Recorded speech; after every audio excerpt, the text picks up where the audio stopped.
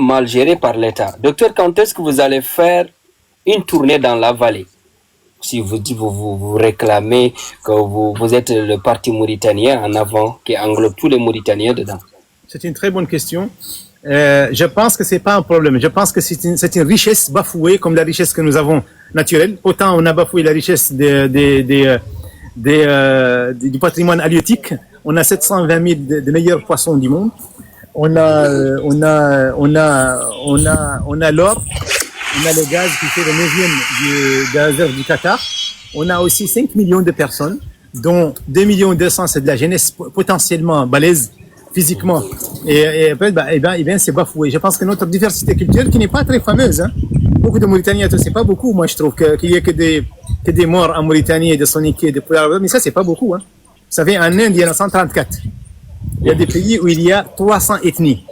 Au Niger, nous, on a 3 ou 4 qui s'entendent bien d'ailleurs. Au début, ils se sont entendus bien. On a 3 ou 4 ethnies qui habitaient tous à Iloa et à Blocat. Et à Iloka. Et à BMD. Mais tout le monde connaissait les familles. Ma grand-mère, elle a allaité en Poular. C'est mon oncle aujourd'hui. Donc tout le monde était mélangé. Tout le monde avait la même religion. Et encore la même religion. Donc c'est pas difficile. Je pense que c'est une richesse qui est bafouée, qui est mal exploitée. Et je pense qu'au contraire, elle est utilisée maintenant, dernièrement, elle est utilisée pour diviser. Pour attiser la haine entre nous, pour ne pas soigner les plaies dont vous avez parlé du passif humanitaire, alors que nous, on peut faire un joli pays. Parce qu'on est au Brésil, il y a des dizaines d'ethnies, je ne me rappelle plus du nombre, au Brésil. Alors, ce qui est paradoxal, c'est que dans d'autres pays qui ne se disent pas musulmans, il y a des chrétiens, des protestants, des athées, des idolâtres, et qui ne sont pas dans la même culture. Nous ici, que tu sois Poulard, ou Soninké, ou Wolof, ou tu es malikite, tu es musulman. Il y a beaucoup de choses qui nous lient. Mais malheureusement, il n'y a aucune politique qui est faite. Donc, c'est loin d'être un problème. C'est plutôt un blocage qui est fait par les régimes, notamment le régime militaire, qui veut se maintenir au pouvoir coûte que coûte, en utilisant toutes les faiblesses de la société, dont la diversité culturelle, qui est d'ailleurs pas énorme. Donc c'est ça. Donc, je pense que la Mauritanie, si elle trouve un bon état de droit, personne ne va plus parler de passif humanitaire, personne ne va plus parler, moi je suis Soninké, toi tu es Poula, l'autre il est mort. On va plus parler de ça parce qu'on n'aura pas le temps. On aura des familles mixtes. On aura, comme il y en a d'ailleurs, hein, il y a beaucoup de familles. Il y a une tribu mort qui est d'origine Soninké, hein. Au moins une tribu mort. Ça, tout le monde le sait. Et tout le monde sait que tout le monde sait que l'émirat de Trarza entièrement, il a ses oncles qui sont Wolof. Le Walou, tout le monde le sait. Il y a même la photo. La reine Djombot. La reine Djombot qui est très connue, c'est le cas. Hein. Il y a énormément d'émirs. Il n'y a pas un émir qui n'est pas métis, quasiment, en Mauritanie. Donc, voilà, donc c'est un faux problème. La tournée, j'ai été invité à Bogué, à Selibabi. Je suis allé à côté de. D'abord, vous m'avez dit quand est-ce que vous allez faire une tournée, sans savoir est-ce que je l'ai déjà fait ou pas. J'ai déjà fait des visites, mais c'est vrai que au nom du Parti Mauritanien en avant, nous allons entamer bientôt nos tournées dans toutes les wilayas de Mauritanie, y compris la vallée, que j'aime beaucoup particulièrement. Donc, je suis allé à Rosso, bien sûr. Je suis allé dans les environs de Barkewell et de Kaïdi. Je suis pas encore allé à Selibabi, malheureusement. J'irai du côté de Willinger. Donc, et à Nouakchott, déjà, il y a des quartiers qui sont souvent représentés comme étant des quartiers où il y a une certaine culture qui est majoritaire par rapport aux autres, que je visite beaucoup, j'ai beaucoup d'amis, mais je n'ai pas à l'afficher pour montrer que je suis pas raciste. Ouais. Merci beaucoup, docteur. Nous sommes à la première partie de notre émission. Je pense que nous allons faire une pause pour vous donner le temps d'éteindre votre soif et revenir au deuxième partie. Excusez-moi, je suis en train de boire en même temps. Merci. C'est pour cela. On va bien le faire. Adamo, je te donne la parole. Vous m'avez isolé, je crois que je vais mettre le jingle en attendant que notre docteur se repose un peu. La transition... moi, ça va, il n'y a pas de problème. Hein. J'aimerais moi, il n'y a pas de problème pour moi. C'est à votre convenance.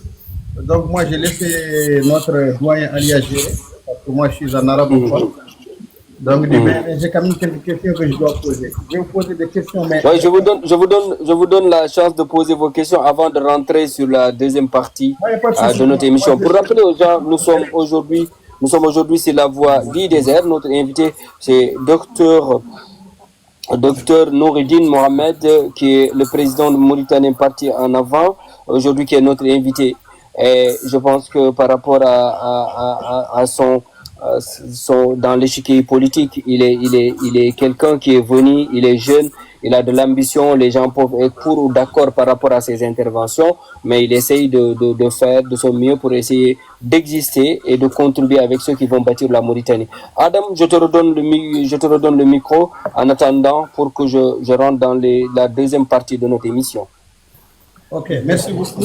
Bonsoir à notre docteur. Moi, j'ai deux questions, mais je vais poser la première question avec une réponse d'1 minute. C'est que, Une minute. Ouais, que pensez-vous de la loi 93, la loi 093, l'abrogation de la loi 93? Vous parlez de la loi d'auto-amnistie. Moi, je l'appelle la loi d'auto-amnistie. En 1 minute, s'il vous plaît. D'accord, je pense que, voilà, j'ai répondu. Je pense que c'est une loi d'auto-amnistie. Le régime en place voulait s'auto-amnistier et ça, c'est pas normal. Normalement, on se fait amnistier par quelqu'un d'autre. Donc, il faut faire d'abord de la lumière et ça, cette réponse, je l'ai depuis 15 ans. J'ai déjà dit plusieurs fois, m'a posé cette question. Elle n'est pas nouvelle. Je l'ai dit avant de faire la politique et je le dis toujours. Je pense qu'il y a eu des problèmes en Mauritanie. Il y a eu des plaies. Même جراح بالعربية جراح. يتينا يلا تعالج. يعالجوا الموريتانيين كامل. Il faut que tous les Mauritaniens la soignent ensemble. Comme j'ai dit à votre collègue tout à l'heure, il faut parler aux veuves qui sont là aujourd'hui, qui habitent à Nouakchott, qui habitent ailleurs dans la vallée. Il faut parler à leurs enfants. Il faut que l'État parle. Et il ne faut pas s'auto-amnistier. Je pense qu'il faut abroger la loi ensemble. Mais il ne faut pas non plus basculer dans la chasse aux sorcières et d'essayer d'entrer dans un système de vengeance. Parce que je pense que ça ne sert à personne non plus. Mais il faut pas. En tout cas, quand on s'auto-amnistie, ça tombe à l'eau. Oui. Ça va, j'ai été clair. C'est pas nuancé comme disait mon ami là. Non, il n'y a pas de souci. Donc, C'est pas un double langage. Hein. moi, comme que l'émission c'est pour notre doyen, moi je vais juste profiter de poser des petites questions. La deuxième question, vous parlez, je vais revenir sur ce verdict. Alors, donc, coupe le micro, Maria, s'il te plaît. Voilà. Donc, les gens vous taxent, vous, et Mohamed Jamil Mansour, et les autres 5 partis qui ont eu des récépissés provisoires. Les gens vous taxent les partis du ministère de l'Intérieur. Qu'en pensez-vous? Excusez-moi, il y a quelqu'un qui commente, il dit les coupables doivent quand même payer. Bien sûr, quand on dit qu'il faut annuler l'amnistie, c'est qu'il faut faire justice. Non, là, déjà, vous voulez. Là, c'est par respect. Ok, d'accord. Là, sur l'écran auto. Là, Ok, c'est noté. Ça fait partie, mais on ne répond pas. L'invité ne répond pas. Vous ne l'avez pas dit, donc je ne sais pas. Ok, vous avez raison. Adam, c'est bon. Non, c'est bon, Hollou. Je n'ai pas encore fini ma question. Non, je dis c'est bon, continue ta question. Ah, mais la question, je l'ai posée. J'ai dit que les gens taxent les 5 partis qui ont déjà eu des récépissés provisoires. Lui, c'est le parti des Jamil Mansour, et le parti de Woulim Mini, les autres partis, et les 2 autres partis. Donc, du coup, les gens vous taxent les partis du ministère de l'Intérieur. Donc, moi, je veux savoir, qu'en pensez-vous en 1 minute encore? Merci. Qu'en pensez-vous, quoi? Qu'il y a 5 partis qui ont été reconnus seulement? Non, les partis du ministère, les gens vous taxent des partis du ministère de l'Intérieur. Ça, je vous ai déjà répondu en arabe sur votre page, mais je vais reprendre la réponse. C'est ça. D'accord. Ben, j'en pense pas. Je pense que c'est des gens qui parlent dans le vent et qui veulent qualifier de ce qu'ils veulent. Je pense que c'est pas des gens sérieux qui disent ça. C'est parler sans preuve. Parler sans preuve, c'est disqualifier soi-même. Je pense que les gens qui ont dit ça, ils voulaient nous attaquer gratuitement en disant on peut dire ce qu'on veut, en fait, dans ce pays. Donc, on peut dire, voilà, c'est des partis de morts blancs.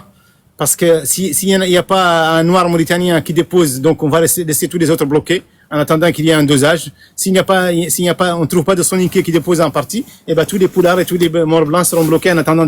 Ça c'est ridicule. Je pense que l'état de droit ne calcule pas les partis politiques en faisant abstraction du fait que les partis politiques c'est obligé dans chacun de nos partis politiques d'avoir un dosage équilibré. Et c'est le même dans tous les partis politiques, que ce soit un parti présidé par un soninké ou par un mort ou par un poula. Donc ça, c'est ridicule. Le fait de nous dire c'est parti du ministère de l'Intérieur, eh ben, il faut voir, c'est le temps qui va prouver le contraire et qui va dire qu'ils ont menti. C'est des gens irrespectueux qui n'ont que ce genre de bobards, excusez le terme, et qui vont se disqualifier eux-mêmes. Et ça a déjà commencé. Je vais pas donner des noms, mais ça a déjà commencé. Ceux qui ont dit qu'on n'était pas des vrais partis de l'opposition, alors nous on a dit qu'on est des vrais partis de l'opposition parce qu'on n'a jamais de parcelle de terrain à notre nom qui est mis sur le nom de quelqu'un d'autre. On ne nous a jamais ramené les parrainages, nous a jamais donné le parrainage. Je pense que lorsque notre maison elle est en glace, il faut éviter de jeter les pierres sur les autres. Et il y a le même proverbe hassanophone qui dit que lorsque votre sroual, votre pantalon, lorsqu'il est en beurre, il faut pas se rapprocher du feu. Donc il faut éviter de mettre des étiquettes sur les gens comme ça. 5 partis de l'intérieur. Et demain, lorsqu'il y aura 6 autres qui vont être agrémentés, on va dire quoi? On va dire c'est les partis du ministère des Affaires étrangères. Et après, on va dire c'est les partis du ministère de l'Agriculture. C'est ridicule. Mais je pense que tous les partis vont être reconnus. Je suis pas en train de défendre le ministère de l'Intérieur. Au contraire, je suis un farouche opposant au ministère de l'Intérieur. Je pense qu'ils ont fait beaucoup d'erreurs. Ils ont privé les gens de leur liberté. Et je suis pas du tout en train de les flatter, mais je n'accepte pas le terrorisme intellectuel. Parce que vous avez un agrément, donc vous êtes du parti de l'intérieur. Ça, je l'accepte pas, nous l'accepterons pas. Voilà, je pense que j'ai répondu. Alia, vas-y. Merci beaucoup, Adamo. Je reprends les questions. Nous avons parlé de la cohésion sociale, nous avons parlé de justice. Il y a des compatriotes qui ont été arrêtés par rapport à leur opinion. Je pense aujourd'hui à M. Seck, je pense à Youssouf Kamara, je pense aussi à Abdoulaye Ba. Quel ressenti avez-vous? C'est un ressenti d'amertume et d'injustice, le fait de commencer à priver des gens de leur liberté à cause de leur opinion. Ceci étant, l'opinion n'est pas illimitée. Vous connaissez le proverbe français qui dit que votre liberté s'arrête où commence celle des autres. Donc vous ne pouvez pas non plus. Je pense qu'il y en a un qui a dit qu'il va se rendre à la présidence pour frapper le président. Je pense que ça, c'est pas digne d'un politique. Et nous, on ne défend pas l'indéfendable. Moi, il y en a parmi les 3 personnes que vous venez de citer, il y en a un que j'ai défendu sur ma page. J'ai dit qu'il faut qu'il soit libéré. Et j'ai découvert récemment qu'il avait fait une vidéo sur nous en insultant mon parti politique, en disant que c'était un parti qui n'a aucune assise populaire, qui n'a rien. Vous êtes sur des principes, même si une personne n'est pas d'accord. Je ne regrette pas d'avoir dit, et je le redis ce soir, qu'il faut le libérer. Et que ce n'est pas bon, il ne faut pas le priver de sa liberté, mais il faut que tout le monde sache que la liberté n'est pas illimitée. Et vous savez qu'elle n'est pas illimitée en France, ni aux États-Unis, ni ailleurs. Et que le fait de dire, ouais, je vais aller voir le président pour le frapper, je vais tuer telle ou telle personne, et après dire, ouais, voilà, venez à mon aide, mettez sur votre profil mon nom. C'est pas ça qu'il a dit. Youssouf Kamara, c'est pas ça qu'il a dit. J'ai pas parlé de Youssouf Kamara. Adam ne me fait pas dire ce que j'ai pas dit. Il est condamné pour ça. Ah, c'est lui, je ne sais même pas lequel. Je te jure que je ne sais même pas lequel qui a dit ça. Okay, vas-y. Donc, c'est pas ça. Ouais, mais c'est son opinion, il l'a donnée par rapport à ça. Non, on ne commande pas. Laquelle de l'opinion? Je dis c'est votre opinion par rapport à votre interprétation. En oui, c'est même interprétation. Ouais. Ceci étant, je pense que aucun de trois ne doit rester en prison. Il faut ça reste quand même des politiques et des gens qui sont des droits de l'homiste. Il faut les laisser, il faut les libérer. Il ne faut pas rentrer dans les. Je pense que l'État il doit viser quand même des intérêts plus importants que ça. Vous êtes un enseignant, vous me dites. Oui, je suis un enseignant universitaire. Oui. Par rapport à l'éducation en Mauritanie, quel bilan faites-vous depuis que vous êtes vraiment dans une vision globale pour essayer de lutter pour que l'éducation de tous. Aujourd'hui, quand on vous demande de faire un bilan sur l'éducation en Mauritanie? Malheureusement, je ne peux pas être alarmiste, mais c'est un bilan désastreux parce que on a eu plusieurs réformes qui sont erronées, qui sont des réformes, appelons les choses par leur nom. Hein. Moi, je n'aime pas trop tourner autour du pot, même si on peut dire que c'est nuancé ce que je dis parfois. Je pense qu'il y a eu des réformes qui sont très très malvenues, notamment le problème de langue. Moi, j'ai pas de tabou. Hein. La question de dire oui, l'arabe, la majorité, l'arabe est la langue officielle. Oui, on peut dire que l'arabe est la langue officielle, mais ceci ne doit pas être. On vous a entendu une fois dénoncer en disant que dans un hôtel, on doit écrire arabe, on ne doit pas mettre français. Oui, et pourtant beaucoup de gens ont trouvé le plaisir de m'insulter et de m'attaquer, de me qualifier de raciste parce que j'ai dit qu'il faut traduire dans les deux langues. Il ne faut pas commencer par le français. Et je le dis encore ce soir-là. J'ai pas changé, mais ça ne peut pas faire de moi un gars. Ce que je comprends pas, c'est que quand on dit qu'il faut écrire en arabe, pourquoi ça énerve d'autres Mauritaniens? Pourquoi d'autres Mauritaniens doivent être indignés parce que, alors qu'on sait que les chefferies tribaux et les anciens villages de Soninké et de Polar dans la vallée correspondaient en arabe, ou en tout cas en lettres arabes. Pourquoi cette haine qui est créée? Je peux comprendre que c'est réactionnaire. Parce qu'il y a des gens qui se sentent croyez-vous pas ils veulent imposer l'arabe aujourd'hui quand aujourd'hui des gens qui sont formés en français aujourd'hui doivent être obligés de changer. Ça c'est pas bon. Je pense que c'est une injustice. Vous leur apprenez pas l'arabe, vous leur faites un système qui n'est pas adéquat à leur culture et vous leur imposez ça dans le travail. Je pense que c'est injuste. Il faut que d'abord laisser tous les Mauritaniens parler la langue qu'ils veulent. Et ne pas dire si vous êtes musulman, vous devez parler l'arabe. C'est faux. Le prophète ne l'a jamais dit. Et donc, il faut pas dire, il faut laisser les gens parler ce qu'ils veulent. Il y a eu des Soninké, des Polars, des Wolofs, des Américains, des Blancs et des Noirs et des Chinois qui ont parlé l'arabe tout seuls. Ils n'ont pas besoin que quelqu'un leur impose. Les Turcs ont étudié en arabe, les gens de l'Iran. L'Iran, c'est le pays islamique. L'Indonésie, le plus grand pays du monde, n'est pas arabophone. Donc l'arabe n'a pas besoin des gens qui le parlent et les gens n'ont pas besoin d'avoir l'arabe comme langue maternelle. Donc aussi bien l'arabe ni l'islam a besoin que tout le monde parle que l'arabe. C'est pas nécessaire. Ceci étant, si on dit que l'arabe est la langue officielle en Mauritanie, il ne faut pas qu'il y ait beaucoup d'allergies. Il y a des gens, ça les fâche. Moi, par exemple, j'ai été qualifié de raciste juste parce que j'ai dit que il y a un hôtel qui a ouvert seulement, il a commencé par le français. Est-ce que les gens qui m'ont insulté, ils parlent même pas bien le français? Moi, je parle le français mieux qu'eux. Donc, ils défendent le français, ils ne peuvent pas aligner deux phrases en français. Donc, moi, j'ai parlé que de l'arabe et de le français. Lui, il parle soniké ou wolof, et moi, il m'insulte, il me dit t'es raciste. C'est quoi le rapport avec lui et sa culture? Ça veut dire qu'il n'a rien compris. On va rentrer par rapport à l'économie. Avant ça, aujourd'hui, on vous demande quelles sont vos impressions après avoir vu le rapport 2022-2023. Je pense que vous l'avez lu. J'endors très mal depuis 3 ou 4 jours parce que j'ai vu qu'il y a 1 trillion, c'est-à-dire le demi-trillion, environ 500 milliards d'ouïas anciens, qui est l'égal du budget mauritanien en 2016 et en 2017, qui est le tiers du budget actuel, qui est parti entre la main d'incompétents et des corrompus et des corrupteurs. Je pense qu'un pays il n'a pas 10 mètres de système d'assainissement, qui ne peut pas fabriquer une boîte de sardines, qui ne peut pas fabriquer un bon yaourt ou un bon morceau de savon, et qui voit torpiller la moitié de son budget par quelques hommes, je pense que c'est très douloureux. Et ça mérite un tapage médiatique sans précédent. Je pense que ça a mis à nu la fausse volonté du régime actuel à défendre le pays et à défendre l'intérêt de la nation. Parce que le peuple mauritanien, qui manque de système de soins, qui manque d'égalité, l'école, vous avez parlé à l'instant de l'éducation nationale qui vit une situation historiquement désastreuse. Et vous voyez les injustices qu'il y a en Mauritanie, vous voyez la fuite de la jeunesse, 50 millions, et en même temps on nous dit non, mais il y a 2 ans là, il y a eu quelques personnes qui ont volé ou dilapidé, disait-il, environ 500 milliards d'ouïas. Je pense que c'est le genre de rire qui fait pleurer en même temps. Ça fait rire et pleurer en même temps. Donc c'est un désastre. Et je crois, pour terminer à la réponse de cette question, d'ailleurs qui est interminable, il y a beaucoup de choses à dire, que le pouvoir en place aujourd'hui, il n'a aucun choix. Il n'a que 2 choix, pas 3. Soit mettre fin à cette situation et complètement secouer, et mettre en prison et punir sévèrement, très sévèrement, les gens qui ont fait ça, ou alors s'aligner à eux définitivement devant tout le monde dans un scandale historique. Donc il n'y a pas un autre choix. Quelles sont les solutions concrètes au chômage massif des jeunes? Puisque je pense que votre parti a élaboré un programme par rapport à ça. Oui, tout à fait.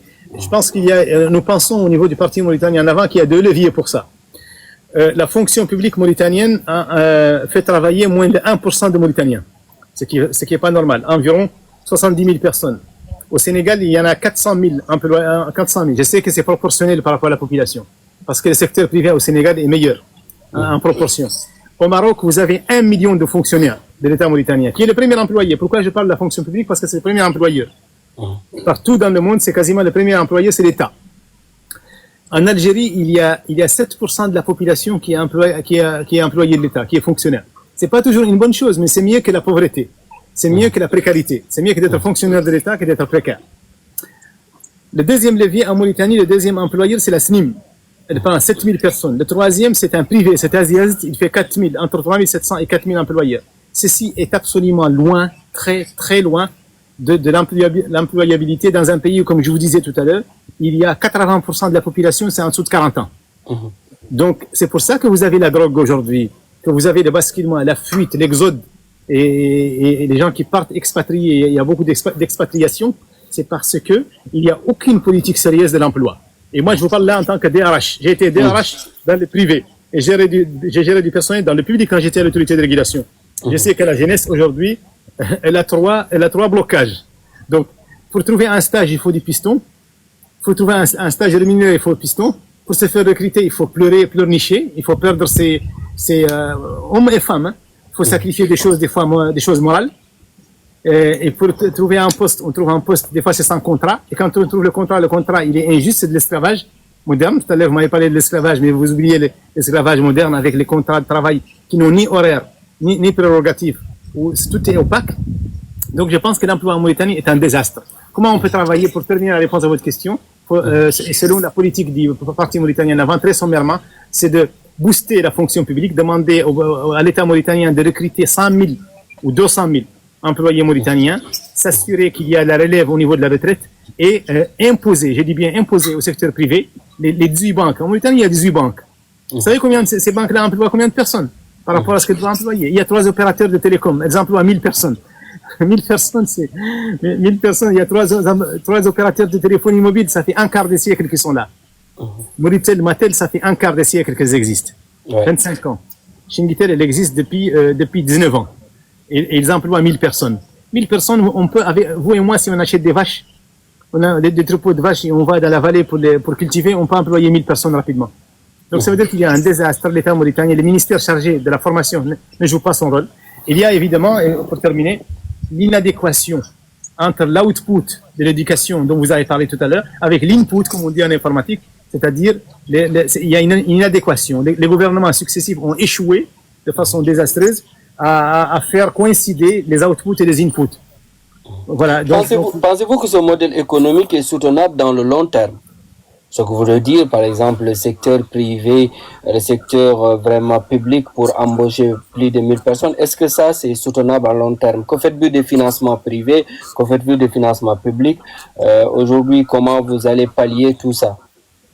Excusez-moi, j'ai pas bien compris votre question. Si vous, pouvez vous avez dit si aujourd'hui, vraiment, on vous donnait les destinées du pays par rapport à l'économie. Je dis, pensez-vous que ce modèle économique est soutenable à long terme? Le modèle actuel? Ça n'est même pas un, ça c'est pas un modèle, ça c'est une anarchie injuste. Donc je ne sais pas si vous voulez parler philosophiquement de ce qu'on appelle le chaos. Non, mais c'est pas une question de philosophie, mais par rapport au vous voulez dire peut-être le chaos existant. C'est un système, l'employabilité en Mauritanie est chaotique. Donc on peut parler du théorème de George Bush II là, de George Bush Senior qui parle qu'il faut créer un chaos en Irak, un chaos qui est structuré. Ça s'appelle un chaos qui structure. Donc, si vous voulez, la situation, c'est un désastre collectif personne n'est employé correctement, personne n'est formé correctement. Donc, je pense que cette situation, pour répondre à votre question, est absolument insoutenable. Et donc, vous voyez bien la violence qui augmente aujourd'hui. Il y a combien de tueries dans les rues? Il y a combien, l'autre jour, on a assassiné 3 personnes dans la même journée. On a poignardé dans le marché plusieurs fois. Il y a des problèmes de sécurité en ce moment. C'est lié beaucoup au chômage et la consommation de la drogue qui sont très liés. Les deux phénomènes sont intimement liés. Donc voilà, absolument, c'est pas soutenable. On va vers le gouffre. On va vers le gouffre si ce n'est une guerre civile d'Allah. Oui, docteur, on va terminer. Vous étiez de la diaspora. On va terminer des relations internationales. Quel rôle peut jouer la diaspora mauritanienne dans la transformation du pays? Je pense que la Mauritanie dispose de quelques diasporas que j'ai pu connaître moi-même en partie. Quand j'étais résident en France pendant 12 années de ma vie, j'ai connu des communautés soninké notamment, qui sont extrêmement respectables et qui travaillent bien, que j'ai connu personnellement, qui construisent des mosquées et des écoles dans leur village, ici en Mauritanie, qui transportent les biens, les bagages des étudiants en fin d'études et des gens qui sont je pense que la diaspora mauritanienne aux États-Unis, par exemple, est extrêmement respectable. J'ai connu quelques communautés en Allemagne, qui habitent en Allemagne, en Mauritanie, sans parler de la communauté en Chine et celle d'Angola, où on a connu une quarantaine de commerçants respectables qui payent leurs impôts et qui financent socialement des écoles dans le centre du pays. Je pense que la Mauritanie, encore une fois, je suis obligé de vous répéter ça, je pense que la communauté mauritanienne, qu'elle soit en Europe ou qu'elle soit... J'ai connu par exemple une bonne partie des Rouennais, les Mauritaniens qui habitent à Rouen. Il y a une très bonne communauté rouennais, je pense qu'elle est majoritairement Poula, à Rouen, qui sont très respectables. Même les autorités françaises disent qu'elle se comporte très bien, qu'elle est exemplaire.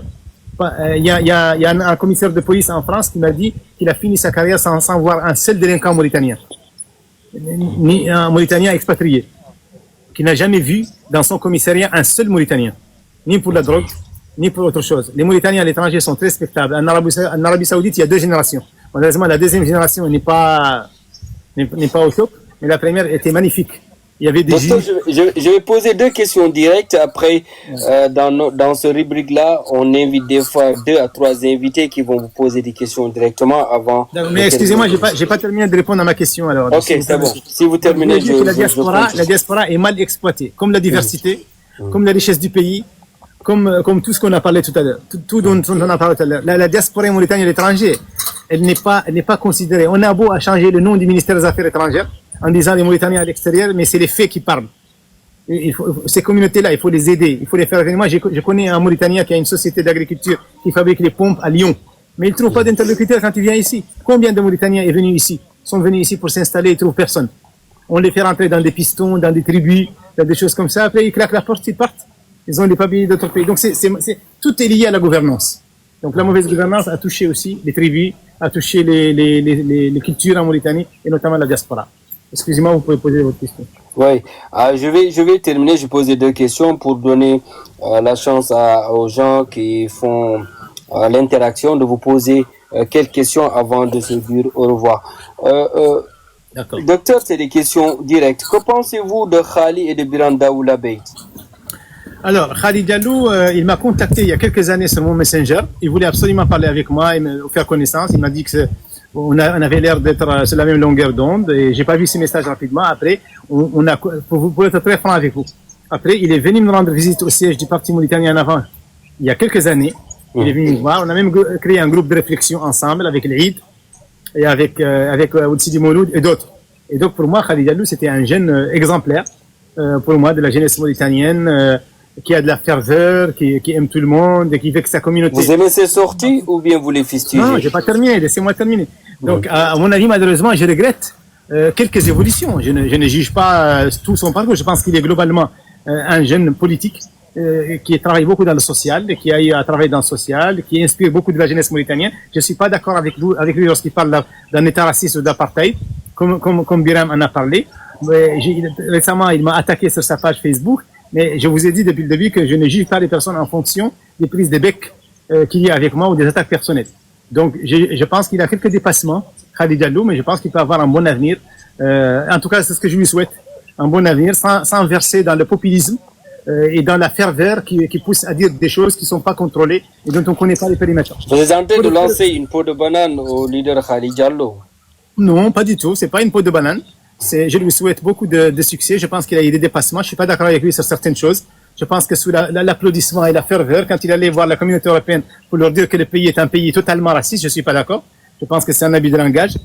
Comme Biram, lorsque Biram a dit que c'était un apartheid, je lui ai dit directement que je pense que c'est pas un apartheid, même s'il y a des injustices. Donc il faut. Que pensez-vous des flammes en Mauritanie et au président Sambaka? J'en conclus que vous voulez pas savoir ce que je pense de Biram parce que vous avez passé la flamme directement. Oui, parce que vous avez dit que vous avez la même impression, la même réponse avec Khali et Biram, c'est pourquoi. Non, j'ai dit qu'ils ont dit la même chose concernant l'état raciste ou l'apartheid.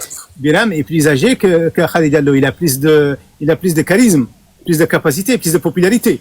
C'est quelqu'un qui a été aux élections 3 fois. C'est quelqu'un qui a secondé le premier candidat 2 fois. Donc c'est quelqu'un qui a plus de mérite et qui a aussi plus de danger lorsqu'il dit quelque chose de négatif. Donc, pour toute proportion gardée, j'ai quelques retenues, j'ai quelques appréciations sur Biram. Dernièrement, je n'ai pas aimé lorsque ses amis attaquent ses amis. Nous, on considérait qu'on était ses amis parce qu'on est de l'opposition, même si on n'est pas d'accord sur tout. Et je pense qu'il était derrière tout ça. Et on n'a pas apprécié. Bon, il y a une accalmie maintenant, mais je pense qu'il peut faire mieux que ça. Voilà. Moi, je pense que Biram, en tant que leader, peut faire mieux que ça. J'ai une certaine déception que je cache pas, que je lui ai écrit sur son WhatsApp. Il m'a jamais envoyé un message depuis, mais c'est de bonne guerre et c'est fraternel au fond, même si on n'est pas d'accord. Maintenant, vous passez aux flammes. Aux flammes, il y a l'ancien flamme et les nouvelles flammes. Moi, je fais partie d'une jeunesse mauritanienne qui communiquait sur Mauritanie, c'est le début d'Internet dans les années 90. Fin des années 90, jeune étudiant mauritanien, j'étais connecté beaucoup sur Mauritanie, où il y avait beaucoup de flamistes qui étaient en train de déverser ce qu'ils pensent à l'époque, du plus dur au plus mou, de l'antiracisme au racisme lui-même, ceux qui détestaient tous les morts blancs, ceux qui disaient que tout l'État était raciste, ceux qui assimilaient tous les Mauritaniens morts à Maaouia en personne. Et ceux qui pensaient que la Mauritanie ne devait même pas s'appeler Mauritanie, devait s'appeler la Négritanie. Donc j'ai rencontré beaucoup d'extrémistes de flammes, mais j'ai rencontré aussi des gens intelligents et des gens civilisés en France. J'ai communiqué avec des flamistes de Flamme au Canada. Je pense que dernièrement, j'ai communiqué avec le jeune qui a été nommé président de Flamme, qui est très intéressant. J'ai son WhatsApp, j'échange avec lui. J'ai oublié le nom, pardon. Et j'ai parlé avec l'ex-président de Flamme qui habite aux États-Unis. Il s'appelle Amadouba. Hein? Il s'appelle Habib Oussal. Donc, Habib Oussal, j'ai échangé avec lui. C'est quelqu'un de très intéressant. C'est un jeune bien éduqué. J'ai un échange avec lui très intéressant. Je pense que nous aurons à collaborer à l'avenir, Inch'Allah. Il y a le monsieur là qui est président de la CVE, je pense, qui était aux États-Unis, qui a déposé un politique récemment. Bamoumoudou. D'ailleurs, je pense qu'on a parlé sur ta page, Adama, je pense, avec Bamoumoudou. Bamoumoudou, c'est quelqu'un de très courtois, de très mature et de très responsable. Donc, c'est pour vous dire que les flammes ne sont pas les mêmes. Dernièrement, j'ai connu, depuis 1 an là ou 2, je fréquente à peu près Thiam Samba. Je fréquente Thiam Samba. C'est, attention, on a beaucoup de préjugés sur lui, mais c'est quelqu'un de très méthodique. C'est quelqu'un qui a beaucoup de... On n'est pas d'accord avec lui, c'est beaucoup de théories qu'il développe, anciennement ou nouvellement, mais c'est quelqu'un avec qui on peut communiquer, on peut travailler. Donc, et qui a beaucoup de respect pour les gens, qui a une organisation, un sens d'organisation. Je suis pas dans la langue de bois, je vous dis ce que je pense. Je reproche aux gens. Donc, il y a les flammes et les flammes. D'accord? Et moi, je suis prêt à collaborer avec qui que ce soit, tout Mauritanien. Parce que quand je suis pas d'accord avec lui, je lui dis que je suis pas d'accord avec lui. Même s'il me qualifie de raciste. Mais je pense qu'on peut travailler ensemble, en général. Je vais terminer par là pour laisser les deux intervenants. Que pensez-vous des partis nationalistes en Mauritanie? Le parti Sawab, les Nasseristes et les Bahadistes? Je pense que là, ils vont m'en vouloir, mais je pense que c'est de vieilles écoles en Mauritanie qui sont...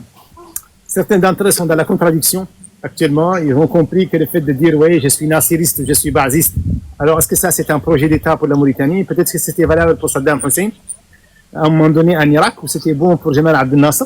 Je les respecte, mais je suis pas d'accord totalement avec eux. Mais comme les flamistes, il y en a qui sont bons, ils sont intelligents, ils comprennent bien que la Mauritanie, ce n'est pas l'Irak, et que la Mauritanie, c'est pas l'Égypte. Qu'en Mauritanie, l'Égypte, il y a des Coptes, il y a des Arabes, mais en Mauritanie, il y a des Soninké, des Poulard, des Wolof, des Hassanophones. Donc, la transposition des projets idéologiques en dehors de la Mauritanie, je peux vous en citer d'autres, arabes ou autres, ce n'est pas une bonne chose. Et je pense qu'il y en a certains d'entre eux sont en train de faire un travail de fond, comme le font certains flamistes. Merci. Adam, je pense que par rapport à l'émission, on va dire au modérateur de faire monter des intervenants qui vont poser chacun d'eux une question. Pour donner à l'invité aujourd'hui qui est Dr Nouridine pour répondre à leurs questions. On demande à tout le monde d'être dans les règles et d'être courtois par rapport à leurs questions. Merci. En tout cas, tu m'as volé mes 2 questions, mais c'est pas grave. Hein. Ah ouais, on est ensemble. Adam, toi, tu es intelligent, tu peux trouver d'autres questions. Non, il n'y a pas de... Inch'Allah, elle est intelligente. Je suis mon doyen, c'est tout, mon doyen. Il faut respecter les doyens. D'ailleurs, j'ai un clin d'œil à faire à mes frères compatriotes mauritaniens, de négro-mauritaniens, comme on dit. Franchement, c'est honnête, je le dis partout, là. Je le dis même chez les Morts. J'ai un respect particulier pour le respect des grands, des doyens, des plus âgés, qui commencent à se faire perdre malheureusement dans notre culture, nous, Morts. Chez nos autres cultures, Soninké, Poudar et Wolof, il y a un respect particulier pour les aînés que j'apprécie beaucoup. J'apprécie énormément et que beaucoup de Morts blancs l'apprécie énormément parce qu'il trouve que c'est très respectable, c'est très islamique, contrairement à ce que pensent d'autres. Maintenant, Bamoumoudou, vous avez la parole pour ta question. Bon, assalamu alaikum. J'ai 2 questions à poser à le docteur Nouridine. Donc, comme le live était déroulé en français, est-ce qu'il y a une possibilité de poser mes questions quand même en arabe, si c'est possible? Bien sûr. Pour moi, c'est possible. Ah, mais c'est une émission en français. Parce que Adama, c'est lui qui doit faire l'émission en arabe, mais on peut pas avoir des gens qu'on invite Nouridine en français, il répond en arabe, je ne vois pas l'utilité. Je ne vois pas. Oh. Ouais. Non, il peut poser ses questions en poulard, hein. Oui, il pose. Non, juste parce que le live, Alia, il avait posé des questions, tous étaient en français, donc comme pour transmettre c'est une émission en français.